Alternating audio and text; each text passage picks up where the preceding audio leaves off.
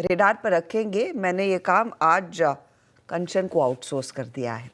मैं जितनी हो सके अपनी आवाज़ को बचाने की कोशिश कर रही हूँ, क्योंकि 3:30 तक आपका साथ देना है। बताइए ji Kanchan. Good morning. First of all, सबसे पहले तो जितनी भी सरकारी कंपनियां हैं उनको आपको अपने फोकस में रखना है। बेसिकली जो डिसइन्वेस्टमेंट डिपार्टमेंट है उन्होंने पीएसयू के लिए जो गाइडलाइंस है उसमें थोड़ा सा रिवीजन किया है। बेसिकली डिविडेंड हो, शेयर स्प्लिट हो और साथ ही साथ बायबैक हो, उसको लेके ये गाइडलाइंस जारी की गई है। इनका कहना है कि जो कंपनी का मुनाफा है उसका 30% या तो फिर अगर जो नेटवर्थ है उसका 4% डिविडेंड देना होगा। साथ ही साथ जो इनकी पहले की शर्त थी वो थी 5% की। एट द सेम टाइम जो सरकारी एनबीएफसीज के लिए 4% की शर्त थी उसको भी कहीं ना कहीं इन्होंने हटा दिया है। अब नियम क्या बदले हैं, सबसे पहले ये जान लेते हैं। 6 महीने तक अगर कंपनी का जो भाव का बुक वैल्यू है उससे नीचे है तो वहां पे कंपनी बायबैक कर सकती है। और ये जो पहले अगर हम इसका गाइडलाइंस देखें तो यहाँ पे 6 महीने वाली शर्त कोई भी नहीं दी गई थी। इनका कहना है कि शेयर बायबैक के लिए कंपनी की जो नेटवर्थ है उसका 3,000 करोड़ होना काफी ज्यादा जरूरी है, जो कि पहले 2,000 करोड़ का था। साथ ही साथ कैश की बात करी जाए तो वो भी 1,500 करोड़ का इंपॉर्टेंट है। तो इसके चलते आज सरकारी कंपनियां काफी ज्यादा फोकस में रहने वाली है।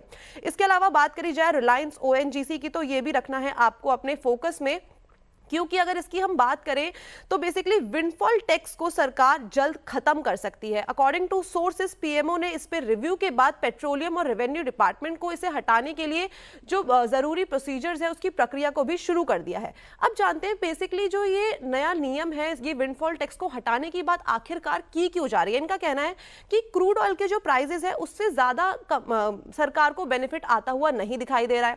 साथ ही साथ इंडस्ट्री भी इस टैक्स से ज्यादा खुश नहीं दिखाई दे रही है। इसका प्रोडक्शन पे भी कहीं ना कहीं हमें एक नेगेटिव इंपैक्ट जरूर देखने को मिल रहा है। और साथ ही साथ आप ध्यान दें कि जो ये टैक्स है बेसिकली ये 1 जुलाई 2024 से लागू हुआ था, लेकिन ऑफिशियल अनाउंसमेंट आना अभी भी बाकी है। इसके अलावा बात करी जाए जीएमआर एयरपोर्ट की, तो इनका एक बिजनेस अपडेट आया है। अक्टूबर के अगर पैसेंजर डेटा की बात करी जाए तो वो काफी शानदार नंबर उभर के सामने आए हैं, जिसमें 1.07 करोड़ पैसेंजर्स आए हैं। और ये वाई ऑन वाई बेसिस पे अगर हम देखें तो 9% का अपसाइड है। और मंथ ऑन मंथ बेसिस पे देखा जाए तो यहाँ पे 5% की ग्रोथ हमें देखने को मिली है। डोमेस्टिक और इंटरनेशनल ट्रैफिक दोनों में ही अप्रॉक्सीमेटली 9.2% का एक अपसाइड देखा गया है। और साथ ही साथ अगर एयरक्राफ्ट मूवमेंट देखा जाए तो वहां पे भी मंथली बेसिस में हमें 7% और वाई ऑन वाई बेसिस पे 9% की एक ग्रोथ देखने को मिली है।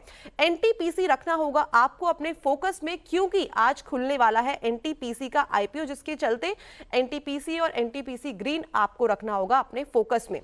शिल्पा मेडिकेयर, यहां पे बेसिकली जो इनकी सब्सिडियरी कंपनी है लाइफ साइंस को ईडीक्यूएम से एक ऑक्ट्रियोटाइड एपीआई के लिए सर्टिफिकेट ऑफ सूटेबिलिटी मिला है। बेसिकली जो इस दवाई का इस्तेमाल है वो एक्रोमेगाली जैसी जो डिजीज है उसको ट्रीट करने में किया जाता है। साथ ही साथ पीजी इलेक्ट्रोप्लास्ट, इसकी जो सब्सिडियरी है पीजी टेक्नोप्लास्ट ने स्पायरो मोबिलिटी के साथ एक ईवी मैन्युफैक्चरिंग के लिए अग्रीमेंट साइन कर दिया है, जिसके चलते आपको रखना है ये अपने नजर में। एस्ट्राजेनेका फार्मा, इसकी जो दूसरी कंपनी है ब्रेस्ट्री एरोस्फेयर, उसको जनवरी 2025 में इंडिया में लॉन्च करने वाली है।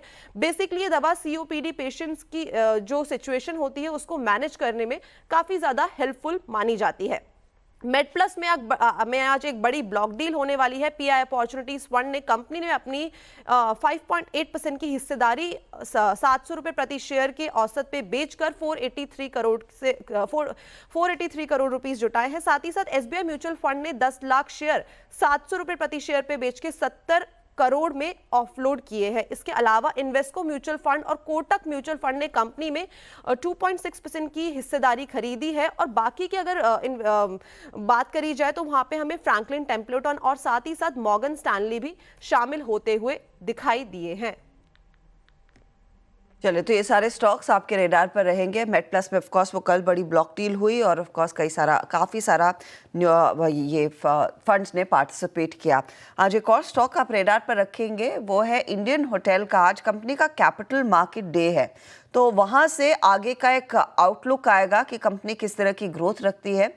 रेडार पर आपको याद होगा जो भी 2022 तक के इनके टारगेट्स थे या 2025 के टारगेट्स थे टू बी प्रिसाइज, कंपनी ने वो 2022 में ही अचीव कर लिए थे, क्योंकि कोविड के बाद जो डिमांड की फ्लरी आई थी वो कंपनी के फेवर में गया। तो अब यहाँ से आगे की क्या आउटलुक रहेगा, क्या टारगेट्स रहेगा, उस पर मैनेजमेंट आज दोपहर में प्रेस कॉन्फ्रेंस करने वाला है और CNBC आवाज़ से रूबरू भी होगा। तो उस पर